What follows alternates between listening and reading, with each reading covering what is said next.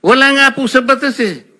Huwag Sir, po ninyong babaguhin ang batas, we, Mr. we, Secretary. we are operating on a unique set of facts, and we are, all of these matters are being evaluated because the gravity of this financial crime cannot be underestimated, and that the more assets that we're able to preserve at the outset, the better for our country, sir. Mr. Secretary, I'm very sorry for such a reasoning like that.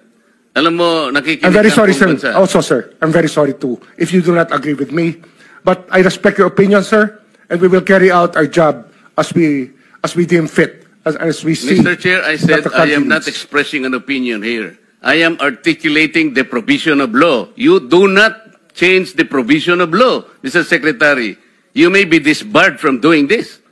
Then it's your opinion, sir. It's your option, sir. Sinabi ko na nga, hindi ko opinion dito. I am articulating Then it's your option, the sir. It provision of it law. is what you wish to happen. That you may proceed Ikaw ang with what you nagbibigay wish. ng opinion, nilalagay mo yung restitution to test the goodwill of a possible applicant. It is not in the law.